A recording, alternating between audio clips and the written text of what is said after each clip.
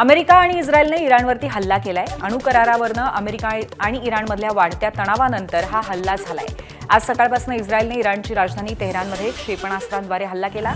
या हल्ल्यांमुळे तेहरानमध्ये स्फोटांचे आवाज येत असून आकाशामध्ये धूरही पसरलाय। इस्रायलच्या संरक्षण मंत्र्यांनीही हल्ल्यांना दुजोरा दिलाय, तर प्रतिबंधात्मक कारवाई म्हणून हा हल्ला केल्याचं इस्रायलकडनं सांगण्यात आलंय। दुसरीकडे इराणकडून होणाऱ्या प्रतिहल्ल्याची शक्यता लक्षात घेऊन इस्रायलमध्येही सायरन वाजू लागलेत। तसंच शाळा महाविद्यालय बंद करण्यात आली आहेत। शिवाय लोकांना सुरक्षित स्थळी जाण्याची सूचनाही देण्यात आली आहे। तर अमेरिका आणि इस्रायलने इराणवरती मोठा हल्ला केला। राजधानी तेहरानसह तबरीज, कोम, खोर्माबाद आणि एस्फहान या शहरांवरील हल्ले झाल्याचं वृत्त आहे। तेहरानमधील मेहराबाद विमानतळही निशाण्यावरती असल्याची माहिती मिळते। या हल्ल्यानंतर इराणने आपली एअरस्पेस तात्काळ बंद केली आहे। एकट्या तेहरानमध्ये तब्बल 30 ठिकाणी हल्ले झाल्याचं कळतंय। अमेरिका आणि इस्रायलनं इराणचे सर्वोच्च नेते आयातुल्ला अली खामेनी यांच्या कार्यालयाजवळ हल्ला केल्याचीही माहिती आहे। मात्र खामेनी तेहरानमध्ये नसल्याचं समोर येत आहे। रॉयटर्सच्या वृत्तानुसार खामेनी यांना सुरक्षित स्थळी हलवण्यात आलंय।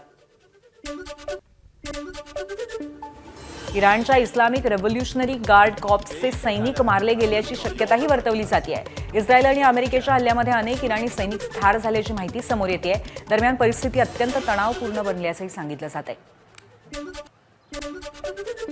अमेरिका, इस्रायल आणि इराणमधील युद्ध भडकल्यानंतर इराणमधील मोबाईल नेटवर्क सेवा विस्कळीत झाली आहे, तर इंटरनेट सेवा सुद्धा व्हेंटिलेटरवर असल्याची माहिती आहे। तर इराणच्या वृत्तसंस्थेवर देखील हल्ले झाल्याची माहिती कळते। इराणकडनंही इस्रायलच्या हल्ल्यांना प्रत्युत्तर देण्यात येत आहे। इराणनं बहरीनमधील अमेरिकन नौदलाच्या 5व्या ताफ्याच्या मुख्यालयावरती क्षेपणास्त्र हल्ला केला। तसंच कतारच्या अल उदेत अमेरिकन एअरबेसजवळ आणि UAE, कुवेत आणि इराकमधील अमेरिकन सैन्यांच्या तळांवरती हल्ले करण्यात आले।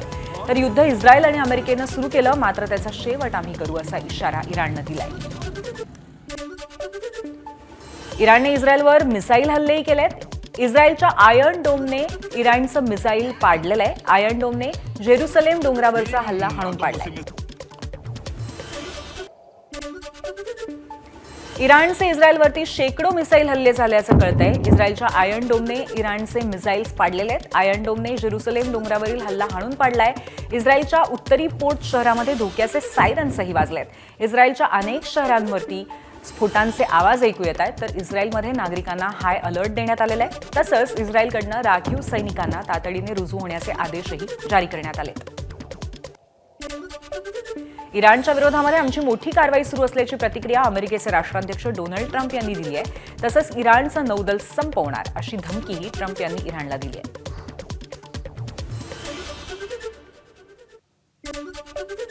दरम्यान इराणच्या या युद्धजन्य परिस्थितीनंतर तिथल्या भारतीयांना सतर्क राहण्याची सूचना देण्यात आल्या।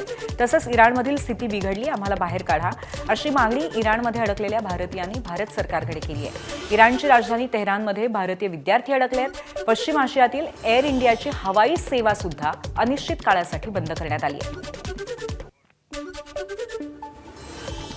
Hi everyone, I'm an Indian student and currently I'm in Tehran. The situation here feels really worst and uncertain. We really don't know what's going to happen next. We're really grateful that the Government of India and the Ministry of External Affairs are in discussion for our safety. But in the times like these, speed matters a lot. I'm not even able to say these things because the airstrikes are happening and it's getting really worse for us. We just request for the quicker and clear evacuation as soon as possible. Please do not wait for the situation to get worse. Just help us. Just get us out of here as soon as possible. जैसा आप जानते हैं Iran में बहुत सारी cities पे attack हुआ है, तो इसकी वजह से काफी ज्यादा एंजाइटी और पैनिक क्रिएट हुआ है स्टूडेंट्स और पेरेंट्स के बीच। हमारी ये रिक्वेस्ट रहेगी हमारी भारत सरकार से, जो हमारे वहाँ इंडियन सिटीजन है ईरान में, उन्हें जल्द से जल्द इवैक्यूएट किया जाए। और कुछ स्टूडेंट्स के वहाँ पासपोर्ट उन्होंने सबमिट किए थे रेजिडेंसी को एक्सटेंड करवाने के लिए, उन्हें जो ये पासपोर्ट है वो जल्द से जल्द रिटर्न किया जाए। इस्रायलने इराणवर केलेल्या हल्ल्याच्या पार्श्वभूमीवर आता काँग्रेसनं पंतप्रधान नरेंद्र मोदी यांच्यावरती निशाणा साधलाय। काँग्रेसचे माध्यम आणि संपर्क प्रमुख पवन खेडा यांनी एक्सपोस्ट करत पंतप्रधान मोदींवरती टीका केली आहे। मोदींनी तणाव कमी करण्यासाठी का प्रयत्न केला नाही असा सवाल पवन खेडा यांनी केलाय। एक्सपोजच्या माध्यमातून पवन खेडा म्हणतायत, मोदींचा मित्र बेंजामिन नेतन्याहू याने आता भारताचा जुना मित्र इराणवरती हल्ला केलाय. हे मोदी परत आल्यानंतर अवघ्या 2 दिवसात घडलं. रशिया युक्रेन युद्ध थांबवण्याबाबत सगळे मोठे मोठे दावे केल्यानंतर मोदींनी इस्रायल दौऱ्यादरम्यान इस्रायल इराणमधील तणाव कमी करण्यासाठी का प्रयत्न केला नाही, किंवा त्याहूनही वाईट म्हणजे ते या युद्धाला पाठिंबा देतात का?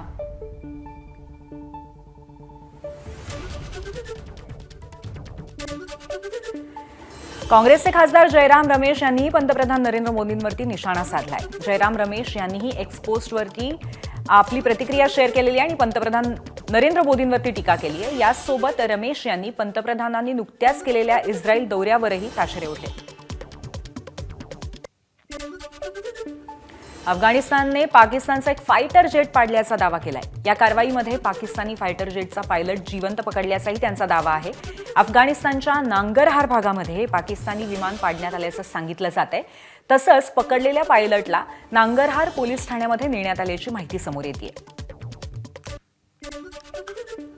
पुढची बातमी बघूयात. अजित पवार विमान अपघात प्रकरणातील सर्वात महत्त्वाचा प्राथमिक तपास अहवाल आज प्रसिद्ध होण्याची शक्यता आहे. ब्लॅक बॉक्समधील डेटा आणि घातपाताच्या संशयावरती या अहवालातनं खुलासा होण्याची शक्यता आहे.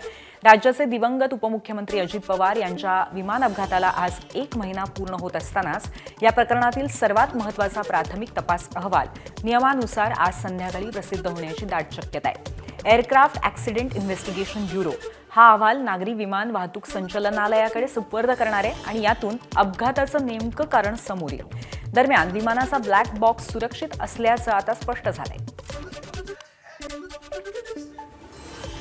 अजित पवारांच्या मृत्यूला 1 महिना पूर्ण झाल्यामुळे खासदार सुप्रिया सुळे यांनी भावनिक एक्सपोस्ट केली आहे. अजितदादांच्या जाण्यामुळे निर्माण झालेली पोकळी कधीही भरून निघणार नाही. दादा, तुम्ही कायम स्मरणात राहाल, अशी एक्सपोस्ट सुप्रिया सुळेंनी केली आहे. आमदार रोहित पवारांनी राष्ट्रवादीच्या नेत्यांना इशारा दिला होता. सुनेत्रा पवारांना पत्रकार परिषदेमध्ये बोलू न देता पत्रकार परिषद आटोपती घेतली. यावरून रोहित पवारांनी राष्ट्रवादीच्या नेत्यांवर टीका केली होती.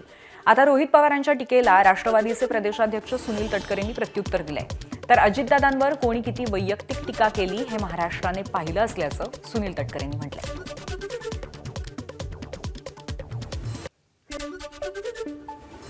एक बाब नक्की आहे की आम्ही निर्णय घेतल्यावर किंवा त्याच्या आधी कोण कुठे काय काय करत होतं, किती दादांच्यावरती प्रखर शहरी टीका करत होते, हे महाराष्ट्राने सुद्धा अनुभवलेलं आहे. काही नवीन नाही.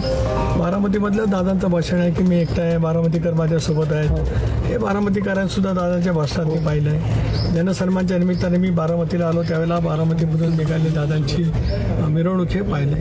आता काही जण बोलतात तर काही जण 19लाच भाजपला तिकीट मागण्यासाठी कुठे गेले होते त्याची दादांकडे माहिती होती आणि माझ्याकडेही माहिती होती. त्याच्यामुळे कोण काय बोलतोय याचं आज मला हे असण्याचं काही कारण नाही. महाराष्ट्र भाजपने महत्त्वाची बैठक बोलवली आहे. भाजपच्या नवनिर्वाचित प्रदेश पदाधिकाऱ्यांची उद्या पहिली बैठक होणार आहे आणि ती प्रदेशाध्यक्ष रवींद्र चव्हाण यांच्या अध्यक्षतेखाली पार पडणार आहे. या बैठकीत प्रदेशाध्यक्ष नवनियुक्त पदाधिकाऱ्यांशी संवाद साधतील. प्रदेश मुख्यालयामध्ये सकाळी 8:30 वाजता बैठकीचं आयोजन करण्यात आलंय. कार्यकारिणीतील प्रत्येक सदस्याला काही ठराविक विधानसभा मतदारसंघाची जबाबदारी दिली जाण्याची शक्यता आहे. पदाधिकाऱ्यांना दौरे करण्याच्या सूचनाही दिल्या जाऊ शकतात.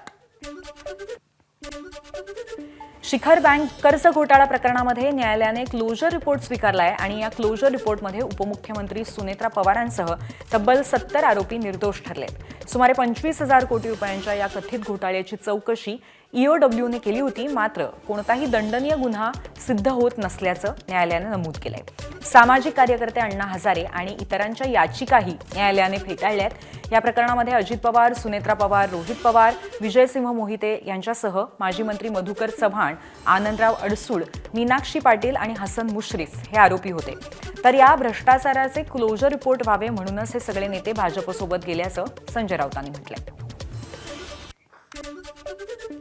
क्लोजर रिपोर्ट हा करावाच लागेल कारण त्या आता डेप्युटी CM झालेले आहेत आणि हे सगळे भ्रष्टाचारासंदर्भातले क्लोजर रिपोर्ट व्हावे म्हणून अजित पवारांसह 40 लोक हे भाजपच्या वळखणीला गेले. पण अजित पवार असताना क्लोजर रिपोर्ट झाला नाही, लक्षात घ्या.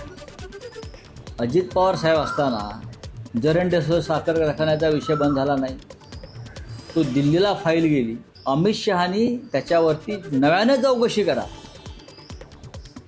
असा केंद्रीय सहकार मंत्रालयाचा शेरा मारून ती परत पाठवल्यामुळे अजित पवार अस्वस्थ होते. अजित पवारांची अस्वस्थता त्यातून होती आणि त्यातून त्यांना परत माघारी जायचं होतं. उपमुख्यमंत्री सुनेत्रा पवार यांच्याकडे असलेल्या एकाही खात्याची उत्तरं त्या या अधिवेशनामध्ये स्वतः देणार नाहीत. त्यांच्या संबंधित प्रश्नांची जबाबदारी इतर मंत्र्यांवरती सोपवण्यात आली आहे. क्रीडा आणि अल्पसंख्याक खात्याची उत्तरं मंत्री दत्तात्रय भरणे देणार आहेत, तर राज्य उत्पादन शुल्क खात्याची जबाबदारी मंत्री हसन मुश्रीफ यांच्याकडे देण्यात आली आहे. अजित पवार यांच्या अकाली निधनानंतर सुनेत्रा पवार यांनी उपमुख्यमंत्री पदाची शपथ घेतली. त्यांचं हे पहिलंच अधिवेशन असल्यामुळे त्या काय बोलणाऱ्याकडे लक्ष होतं. मात्र जबाबदाऱ्या इतर मंत्र्यांकडे दिल्यामुळे त्या सभागृहात बोलण्याची शक्यता कमी मानली जाते. कल्याण डोंबिवली महानगरपालिकेच्या बांधकाम विभागामध्ये जागेच्या फाईलवरनं काँग्रेस प्रदेश सरचिटणीस नवीन सिंग आणि एका महिलेतला वाद चांगला चिघळलाय. अधिकाऱ्यांसोबत चर्चा सुरू असताना नवीन सिंग स्वतः फाईल काढत असल्याची शंका घेत महिलेनं मोबाईलवरती व्हिडिओ चित्रीकरण सुरू केलं. तर परवानगी न घेता व्हिडिओ का काढता असा सवाल करत नवीन सिंग यांनी आक्षेप घेतला. दोघांमध्ये जोरदार वाद झाला. फाईल गहाळ झाल्याचा आणि मोबदला न मिळाल्याचा महिलेचा आरोप आहे. तर नवीन सिंग यांनी आरोप फेटाळत जागा रितसर खरेदी करून 58 लाख रुपये दिल्याचा दावा करत 50 लाख आणि फ्लॅटची महिला मागणी करत असल्याचा आरोप केला. सध्या जे वैष्णवीचे संस्थापक होते तर ते मयत असून त्यांचं काम आता नवीन सिंग म्हणून आहेत विकासक, ते पाहत आहेत. आणि नवीन सिंग साम दाम दंड भेद त्यांचं राजकीय वजन सगळं वापरून त्या सदर बाजूच्या जागेमध्ये नगरसेवक नंदू म्हात्रे आणि त्यांचा भाऊ सदानंद म्हात्रे यांच्या नावाने त्यांना 2 फ्लॅट दिलेले आहेत आणि गाळे पण दिलेले आहेत 4. आणि जे जागा मालक आहेत नवनाथ म्हात्रे, सुरेश म्हात्रे, राजूबाई शालिक म्हात्रे, अभय म्हात्रे, इतर कोणाच्याही नावाने ते फ्लॅट दिलेले नाहीयेत. तिचं नाव नाही आहे, तिच्या नवऱ्याचं नाव आहे, तिच्या सासूचं नाव आहे, तिच्या धीराचं नाव आहे. तिच्यावर 2016मध्ये ऑलरेडी FIR दाखल आहे. मग तिच्या नवऱ्यावर आणि त्यांच्यावर गुन्हा ऑलरेडी दाखल आहे. त्या गुन्ह्याचं स्वरूप असं आहे की तिथं आमची लोक काम करत असताना ते दादागिरी करतात, त्यांना शिवीगाळ करतात, मारामारी करतात. तर ह्या प्रकारची ही बाई आणि त्यांचं कुटुंब आहे. धाराशिव जिल्हा परिषद अध्यक्षपदावरती भाजपच्या अर्चना पाटील यांची वर्णी लागणार का याची जोरदार चर्चा सुरू झाली आहे. कार्यकर्त्यांकडून शहरामध्ये बॅनरबाजी करण्यात आली आहे. जिल्हा परिषद अध्यक्ष वहिनी साहेब असे बॅनर्स सध्या झळकत आहेत. भाजप आमदार राणा जगजितसिंह पाटील यांच्या पत्नी अर्चना पाटील यांच्या अभिनंदनाचे बॅनर्स धाराशिवमध्ये लागले असून त्यावर अध्यक्ष असा उल्लेख आहे. धाराशिव जिल्हा परिषदेमध्ये भाजपचे 19 सदस्य आहेत, शिवसेनेचे 15 आहेत. शिवसेना आमदार तानाजी सावंत यांनी अर्चना पाटील यांच्या अध्यक्षपदाला विरोध दर्शवलाय. दरम्यान अध्यक्ष निवडीसाठी जिल्हाधिकाऱ्यांनी 13 मार्चला बैठक बोलावली. धाराशिव नगर परिषदेचा 314,21,54,000 अर्थसंकल्प सादर. कोणतीही करवाढ नाही यावर प्रतिक्रिया देताना विरोधकांकडनं हा केवळ आकड्यांचा खेळ असल्याची टीका. लातूर जिल्हा परिषदेच्या अध्यक्ष आणि उपाध्यक्षांच्या निवडीचा कार्यक्रम अखेर जाहीर झालाय. 16 मार्चला अध्यक्ष आणि उपाध्यक्षांची निवड होणार आहे. या प्रक्रियेसाठी पीठासीन अधिकारी म्हणून अप्पर जिल्हाधिकारी उपस्थित राहणार आहेत. निवडीचा मुहूर्त ठरल्यानंतर अध्यक्षपदाची माळ नेमकी कोणाच्या गळ्यात पडणार याकडे सर्वांचं लक्ष लागलंय. दरम्यान एकाही पक्षाला स्पष्ट बहुमत नसलं तरी भाजप आणि राष्ट्रवादी काँग्रेसची युती होण्याची शक्यता आहे. त्यामुळे अध्यक्षपद भाजपकडे जाण्याची शक्यता वर्तवली जाते. तर जिल्ह्यातील 10 पंचायत समित्यांच्या सभापती आणि उपसभापतींची निवड 9 मार्चला होईल. मला विलन ठरवण्यात आलं. खासदार प्रतिभा धानोरकरांची चंद्रपूर महानगरपालिका प्रकरणी प्रथमच प्रतिक्रिया आली आहे. तर एक दिवस सत्य जनतेसमोर मांडणारच असंही धानोरकरांनी म्हटलं. आणि भाजपाने सगळं शेवटच्या क्षणापर्यंत जेवढी ताकद वापरता येते तेवढं वापरण्याचा पूर्ण प्रयत्न केला. स्वतः देवेंद्र फडणवीस पासून, स्वतः बावनकुळे साहेबापासून, स्वतः रवींद्र चव्हाणापासून सगळ्यांच्या प्रचाराच्या सभा झाल्या. आणि आपल्या बाजूने निवडणूक लढवणारी मी एकटी. पक्षाचा कोणता नेता आला नाही, कोणता प्रवक्ता आला नाही किंवा कोणीही आलं नाही किंवा कोणाचं कुठलंही पाठबळ या निवडणुकीत मिळालं नाही.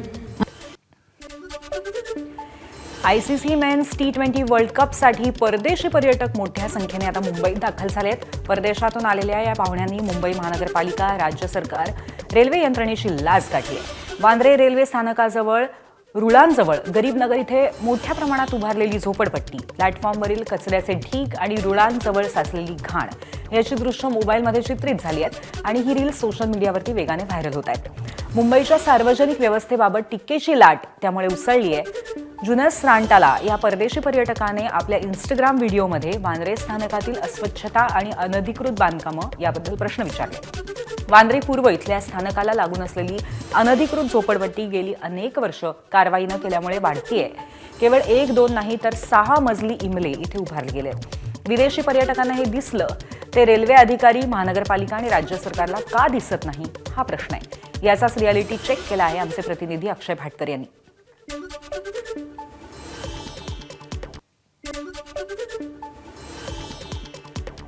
वांद्रे रेल्वे स्थानक परिसरातील अस्वच्छतेबाबत पश्चिम रेल्वे अधिकाऱ्यांनी हात झटकलेत. रेल्वे ट्रॅकच्या बाजूला असलेल्या बांधकामांनाच त्यांनी दोषी ठरवलंय. कचरा साफ केल्यावर लगेच पुन्हा साठतो, त्यामुळे साफसफाईचा खर्च वाढतो असा दावा त्यांनी केलाय. ये एक एक्सेप्शनल लोकेशन है, हाईली इंक्रोचमेंट वाला ये एरिया है. इसका जो मैटर है इंक्रोचमेंट को एविक्शन करने का मैटर, वो भी हाई कोर्ट में पेंडिंग है.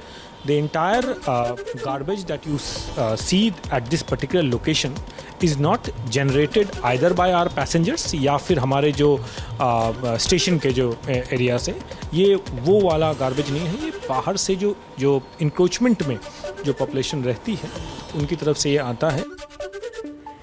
तर शिवसेना नेते अखिल चित्रे यांनी थेट केंद्र सरकार आणि राज्य सरकारवरतीच निशाणा साधलाय. पश्चिम रेल्वेच्या हद्दीमध्ये हा कचरा आहे तर त्यांनीच तो साफ करायला हवा. जर अतिक्रमण असेल तर ते देखील बाजूला करायला हवं. रेल्वे मंत्री यांनी लक्ष द्यायला हवं असं चित्रे म्हणाले.